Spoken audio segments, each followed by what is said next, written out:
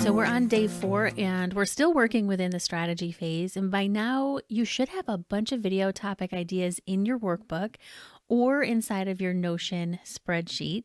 And we want to start making some decisions about the topics that you've come up with and decide which ones are really going to be viable for YouTube, or if they need some more refinement, or maybe there's something you can keep on your list and come back to later.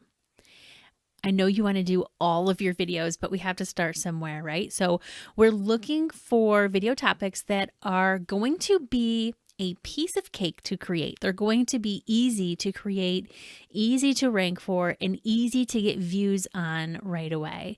So we're looking for video topics that basically jump out and say, pick me. So I created this CAKE acronym, CAKE. The C is for confident and comfort level on the topic. A is for aligned. K is for keywords, and E is for episodic. We'll get a little bit deeper into those in just a minute. So you have your brainstormed topics, and what we want to do is we want to take a look at each one of those topics you came up with and decide if it's a yes or no for the cake factor. Is it a yes or no for the C, A, K, and E? So for the letter C, if you're using your workbook and just handwriting this, you're going to put a star next to the ones that you feel you are really confident about that topic. Like you could talk about it for 10 minutes without doing any research at all, or even longer, right?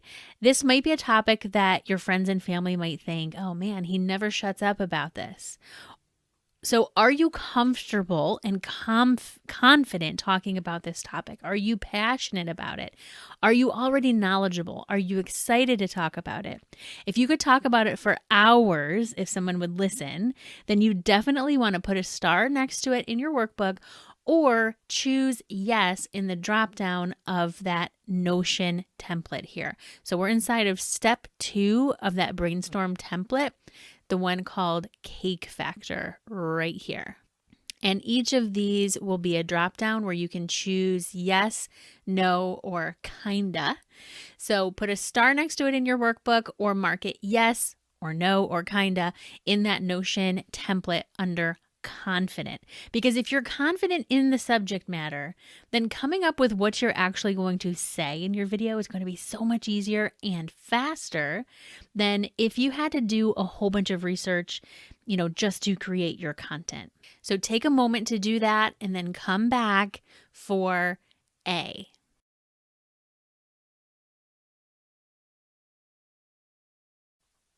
So I trust that you have gone through your topics, decided yes or no, either I'm confident in this topic or not. And we're going to move on to A, which stands for aligned.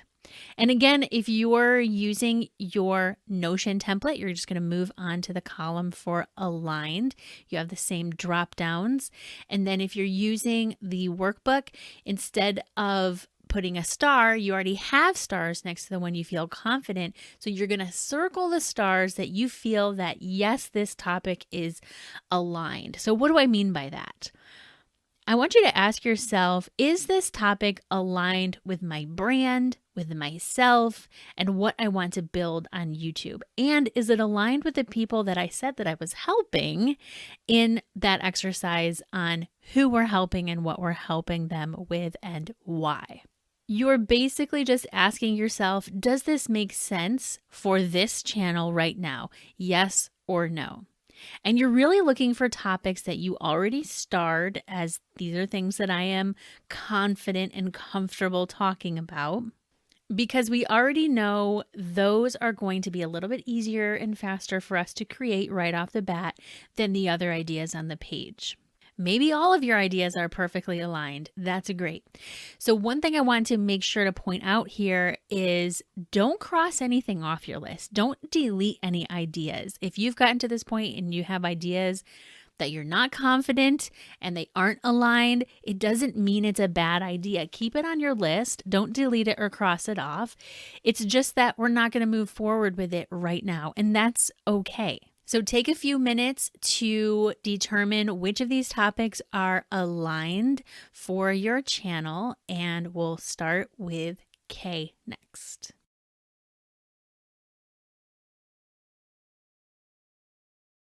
Moving on to the letter K, K stands for keywords.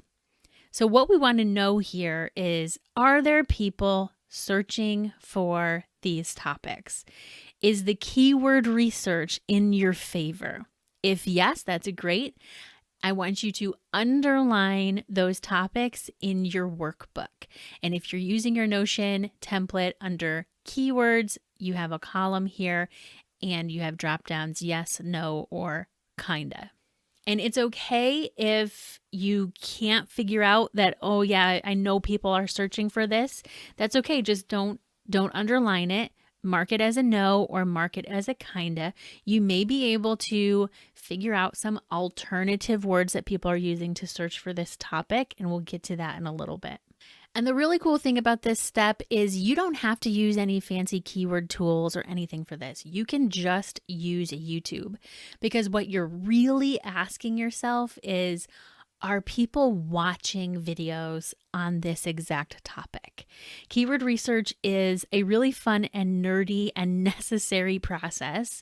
The good news is there is more than one way to go about it. The bad news is there is more than one way to go about doing it, and that's what makes it kind of confusing. So in this step, we're not really doing keyword research per se. What we're actually doing is asking ourselves, for the keywords that we just searched, are people watching videos on that topic? So I've pulled up an example here on youtube.com and did a search for growing herbs indoors, because that is one of our topics here. And if I just search growing herbs indoors here on YouTube, you can see people are watching this topic. This video here has 852,000 views. This one has almost 90,000, 345,000, almost 600,000, 124,000. We are talking about hundreds of thousands of views on this topic. So we know people are watching those videos on that topic. If I move on to something like fertilizer, which is a pretty broad topic, right? We can still see, yes, people are watching videos about fertilizer. There are lots of different types of fertilizer that people could be talking about here. You have gardening fertilizer, you have lawn fertilizer, you have lots of different sort of niched down topics on fertilizer, but you can see, yes, people are watching videos about fertilizer. If I move on to something like self-care gardening, self-care is a topic that comes up a lot with my clients because they want to help people have self-care, practice self-care in different ways. But are people searching for that term? That is the question. So I typed in self-care gardening, and you can see that you have a video with 73 views, 277 views, 357, 52, 405. So compared to those other topics that had hundreds of thousands of views, this one is not so much, right? And I know you're probably going to ask me, but Meredith, how many views should we be looking for? And this is going to depend a lot on your niche.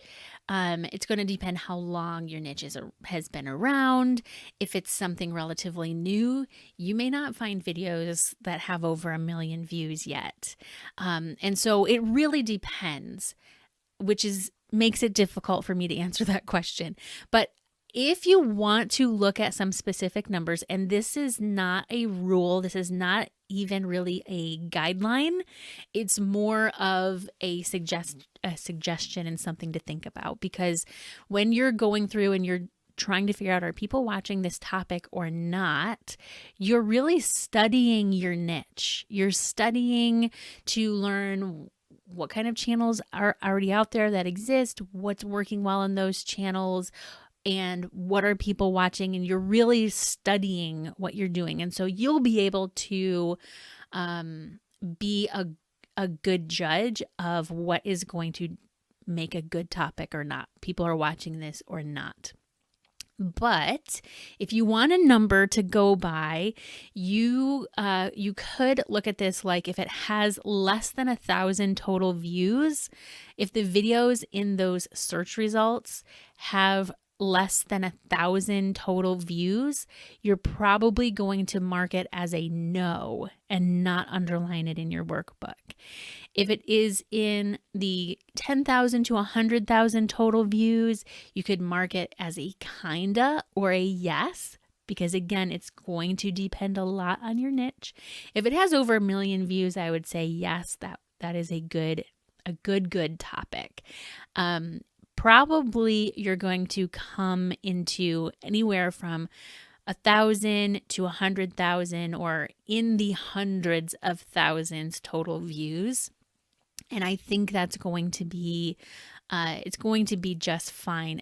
And the reason for this step here is because if we discover that people aren't watching videos on one of our topics, we can tweak that topic or change it completely. We can say, hey, maybe if I word it this way, it makes more sense and it's something people are searching for and watching.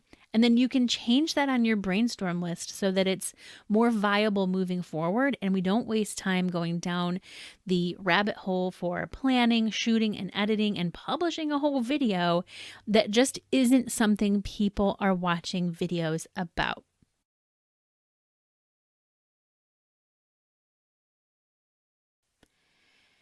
So the letter E, this is pretty quick and simple. E stands for episodic.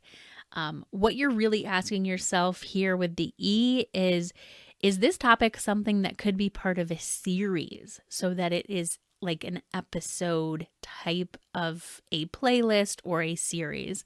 So is it episodic? And on your brainstorm sheet, what I did is I just highlighted the ones that I'm saying, yes, this could be a series. I could create a couple, 5, 10, even more episodes, if you will, of this series. And in your Notion spreadsheet, you have those drop downs again. You can decide yes, no, or kinda for whether or not this topic is episodic. And you can see at the bottom of my day 3 worksheet here on the screen, I've already started to pull out some specific episodes, if you will, some specific videos that could go into this start to finish beginners series on building a container garden. So you might have a bunch of video topics here on your worksheet that could be broken up into multiple videos, and that's perfect. That's a really good sign. That's what we want to see. And if you have those ideas floating out of your brain, you might as well just jot them down on your worksheet too. So now you've taken a bunch of video topic ideas and boiled them down to what's going to feel easy to create and which topics are jumping out as a good place to start for you and for your channel and what people are watching on YouTube. Because the last thing you want to do is spend time creating, planning, shooting, editing videos that either you're not interested in or no one else is interested in. And this is the start of your spider web. We want a strong start and a strong foundation that you can build upon. And then we're going to move on to day 5, where we will categorize and decide which ones we're going to really move forward with.